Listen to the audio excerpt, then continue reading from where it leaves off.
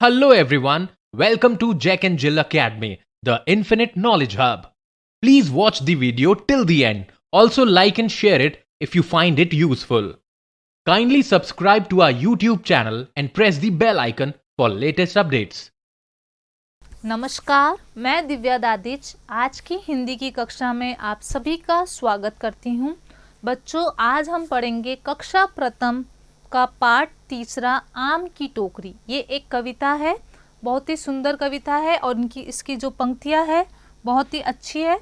कविता की पंक्तियों को पढ़ने से पहले हम इसका क्या पढ़ेंगे, सारांश पढ़ेंगे।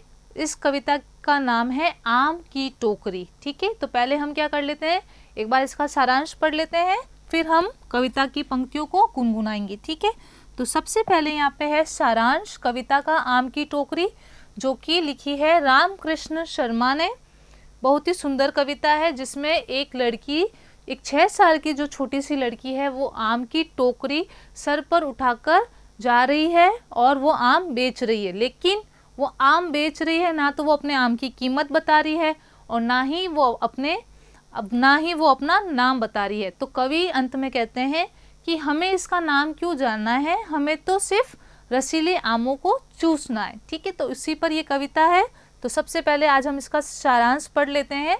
प्रस्तुत कविता आम की टोकरी। आम की टोकरी में सिर पर टोकरी रखकर आम बेचती एक 6 साल की बच्ची के मनोभावों का बड़ा ही सुंदर चित्रण किया गया है। कितने साल की बच्ची? एक 6 साल की छोटी सी बच्ची है जिसके मनोभावों का चित्रण किया गया है, मन के भावों का चित्रण किया गया है।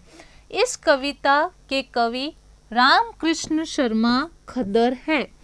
कवि कहते हैं कि एक 6 साल की बच्ची टोकरी में आम रखकर बेच रही है। एक 6 साल की जो छोटी सी बच्ची है टोकरी में आम रखकर क्या कर रही है, बेच रही है। ठीक है, किंतु उनका दाम नहीं बताती। किंतु वो क्या कर रही है, उनका दाम नहीं बता रही है। दाम मतलब कीमत, यानी कि पैसे। दाम नहीं बताती। वह आम से भरी टोकरी, उसके पास जो टोकरी है वो पूरी भरी हुई है, सबको दिखाकर अपने पास बुला रही है। अब आम देकर तो सब पास में ही जाते हैं, वो सबको टोकरी में से आम दिखा रही है और सबको अपने पास बुला रही है। वह लड़की सबको आम तो दे रही है पर अपना नाम नहीं बता रही है। वो लड़की सबको आम दे रही है, ना तो वो आम की कीमत बता रही है और ना ही आम अपना नाम बता रही है। तो कवि कहते हैं कि अब हमें उस बच्ची का नाम नहीं पूछना। अब हमें उस बच्ची का नाम नहीं पूछना है, हमें तो केवल उसके रसीले आम चूसना है। ठीक है, तो ये कविता का सारांश था। अब हम कविता की कुछ पंक्तियां हैं उनको गुनगुनाएंगे। ठीक है, ये देखो, आप देखो, ये है एक छोटी सी बच्ची जो कितने साल की है, 6 साल की है, और इसके सर पर देखो क्या है, आम से भरी हुई टोकरी जिसमें बहुत सारे पीले पीले आम हैं और ये सबको क्या कर रही है, अपने पास बुला रही है आम खाने के लिए। ठीक है, आम देने के लिए। लेकिन ना तो ये आम के दाम बता रही है, दाम मतलब कीमत, और ना ही अपना नाम बता रही है। ठीक है, तो कविता की पंक्तियां पढ़ते हैं। 6 साल की छोकरी भरकर लाई टोकरी, टोकरी में आम है नहीं बताती दाम है। दिखा दिखा कर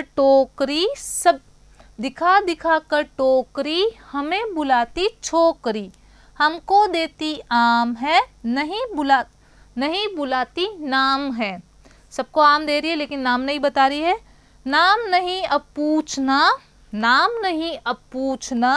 हमें आम है चूसना। ठीक है, तो एक बार वापस से इस कविता की पंक्तियों को गुनगुनाते हैं और फिर कठिन शब्द और शब्दार्थ करेंगे। ठीक है, 6 साल की छोकरी भरकर लाई टोकरी, टोकरी में आम है नहीं बताती दाम है। दिखा दिखा कर टोकरी हमें बुलाती छोकरी, हमको देती आम है, सबको दे रही थी आम, हमको देती आम है नहीं बुलाती नाम है। नाम नहीं अब पूछना हमें आम है चूसना। ठीक है, तो ये कविता की पंक्तियां थी। तो कुछ कठिन शब्द है इसमें, उनको हम क्या कर देते हैं, रेखांकित कर देते हैं, और कुछ शब्दार्थ भी है। तो छोकरी का मतलब क्या होता है? लड़की। क्या होता है? लड़की। छोकरी किसे कहते हैं? लड़की को। टोकरी, टोकरी किसे कहते हैं? देखो बांस की बनी हुई होती है, उसको बोलते हैं टोकरी। बांस की एक छाप जैसी बनी हुई होती है, ठीक है, तो उसको क्या बोलते हैं? टोकरी। बांस से बनी छाप, ठीक है, उसको बोलते हैं टोकरी। नहीं बताती दाम, दाम का मतलब होता है कीमत। दाम मतलब क्या होता है? कीमत, यानी कि पैसे। दिखा दिखा कर टोकरी हमें बुलाती छोकरी। बुलाती मतलब बुलाना, ठीक है। हमको देती आम है, आम यहाँ पे कठिन शब्द में आ जाएगा। बुलाती। नाम नहीं अब पूछना, पूछना कठिन शब्द। हमें आम है चूसना। आम को कैसे खाते हैं? आप चूस के खाते हो, वैसे, ठीक है। तो ये आपके जो रेखांकित किए गए शब्द है, उनको आपको क्या करना है? अपनी नोटबुक में लिखकर सूत्र कर देना है। और जो कठिन शब्द आए हैं इस कविता में, जैसे छोकरी एक नया शब्द है, लड़की। दाम का मतलब होता है कीमत, और टोकरी का मतलब होता है बांस की जो बनी हुई होती है छाप जैसी, उसे बोलते हैं टोकरी। इन शब्दार्थों को आपको क्या करना है? याद करना है। उसके साथ ही इस कविता को आपको गुनगुनाना है और याद करना है। तो आज हमारे आम की टोकरी की जो कविता थी यहीं पर समाप्त होती है। धन्यवाद। Thank you for watching the video. Follow us on Facebook, Instagram, Twitter, and LinkedIn as Jack and Jill Academy for more information.